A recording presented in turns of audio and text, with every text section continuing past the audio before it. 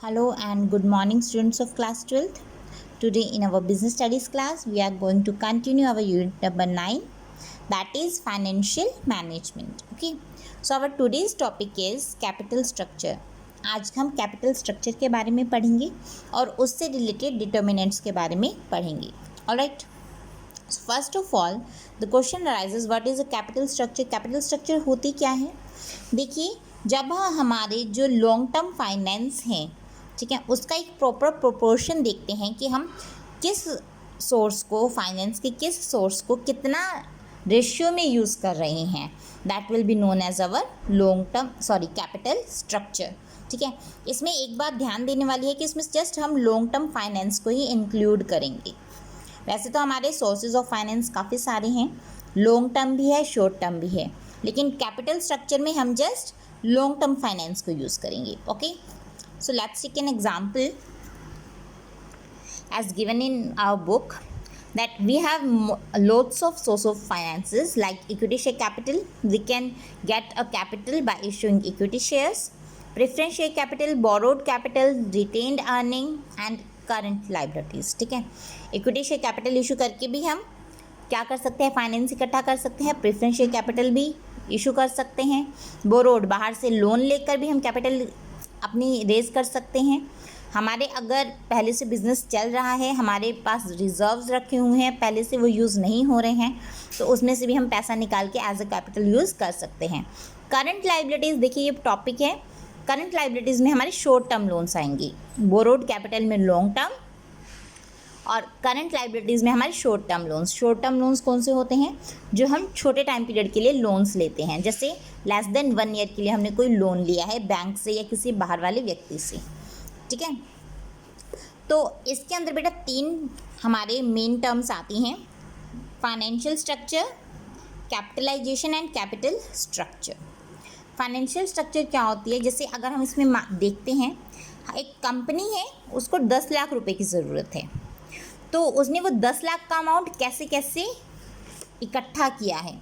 Equity share capital issue करके उसने 4,50,000 इकट्ठे किए, प्रेफरेंस शेयर कैपिटल इशू करके 2,25,000, बोरोड कैपिटल मतलब लोन वगैरह लिया तो 1,12,500 इकट्ठे हुए, रिटेन्ड प्रॉफिट जो बिजनेस के अंदर प्रॉफिट्स थे रिजर्व्स की फॉर्म में, सरप्लस की फॉर्म में, उन्होंने 1,12,500 रुपये सेम अमाउंट इकट्ठा किया.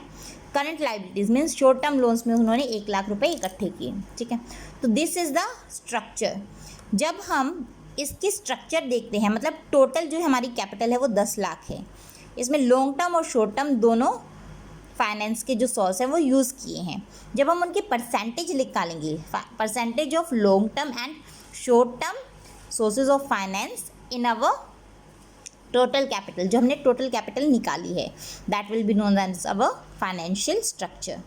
Next question is capitalisation. Capitalisation क्या होता है? कैपिटलाइजेशन देखिए, जब हम फाइनेंशियल स्ट्रक्चर में से, जो हमारी ये पूरी स्ट्रक्चर बनी हुई है, इसमें से हम करंट लाइबिलिटीज़ को डिडक्ट कर देते हैं, माइनस कर देते हैं, तो it will become our capitalisation. जैसे यहाँ पर है, यहाँ पर हमने अगर 45, 22.5, 11.25 और 11.25 हम जस्ट यही लेंगे, इसको माइनस कर देंगे, तो it will become our capitalisation. और वहीं कैपिटल स्ट्रक्चर क्या होगी हमारी, हम सिर्फ लॉन्ग टर्म सोर्सेज के देखेंगे, हम लॉन्ग टर्म कैपिटल जो सोर्स है उसकी परसेंटेज निकालेंगे कि लॉन्ग टर्म कैपिटल सोर्सेज में एक प्रॉपर जो हमने इशू कर रखा है, एक जो प्रॉपर सोर्स ले रखा है, उसकी परसेंटेज कितनी है.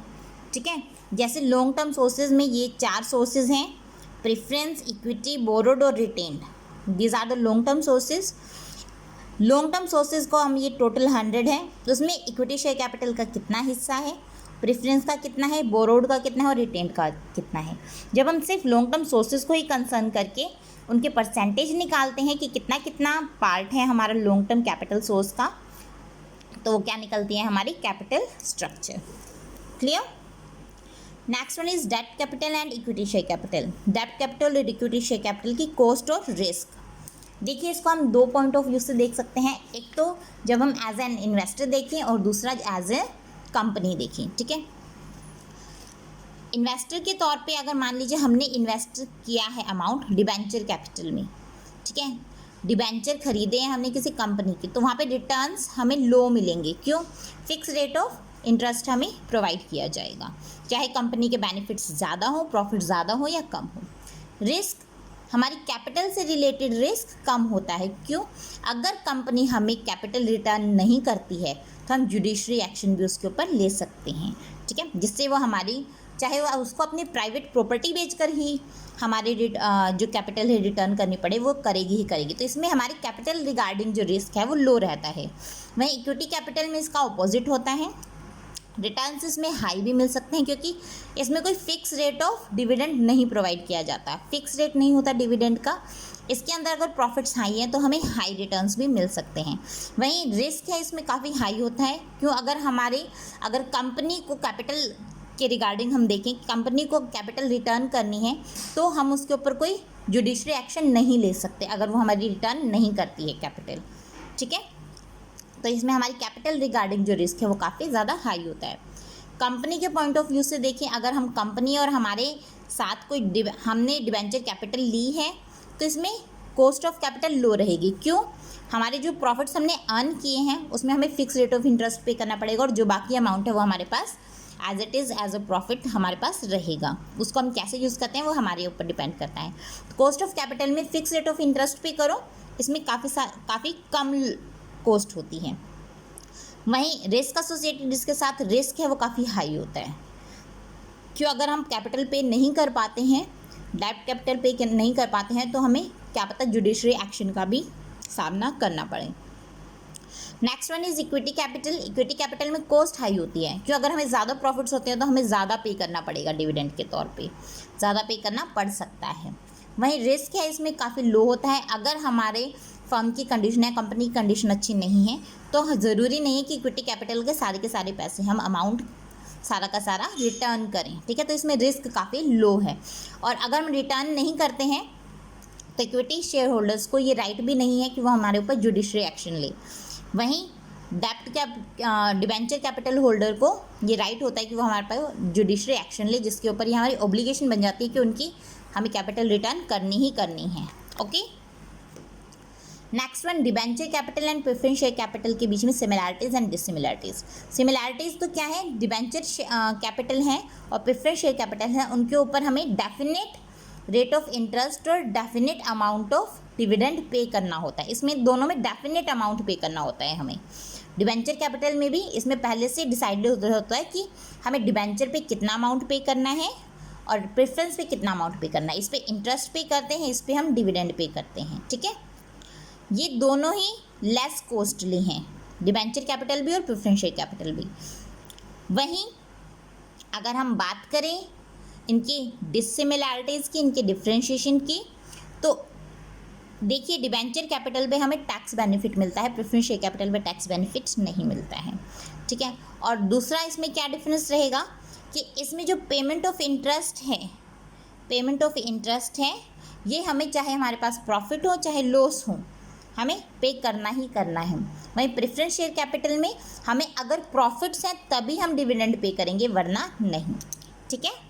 So these are the main differences of debenture capital and preference share capital. Next is financial leverage and financial risk. Financial leverage क्या होता है?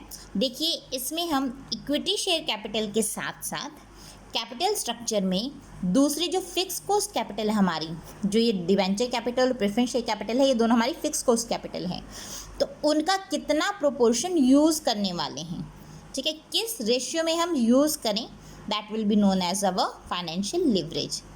Clear? फिक्स कॉस्ट कैपिटल को इक्विटी शेयर कैपिटल के साथ कितने प्रोपोर्शन में किस तरीके से यूज़ करना है, that will be known as our capital structure, sorry, financial leverage. Next one is financial risk. Financial risk क्या होता है? फाइनेंस से रिलेटेड रिस्क।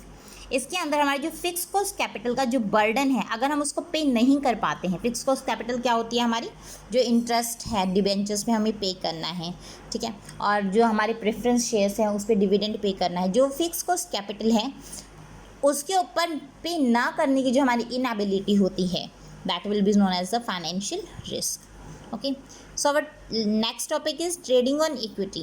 इक्विटी पे ट्रेडिंग कैसे करनी है। ये वाला टॉपिक हम कल करेंगे।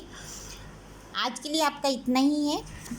आप capital structure, its meaning, terms, main terms of capital structure, financial structure, capitalisation and capital structure, इसका प्रॉपर नोट्स बनाएंगे। डिवेंचर कैपिटल और इक्विटी शेयर कैपिटल में cost and risk factor, similarities and dissimilarities of debenture capital and preference share capital with financial leverage and financial risk, ये सब आप अपनी fair notebook में note करेंगे, इसको अच्छे से समझेंगे। अगर फिर भी कहीं कोई कन्फ्यूजन आती है तो उसके बारे में आप पूछिएगा ज़रूर, ठीक है। So that's all for today, thank you.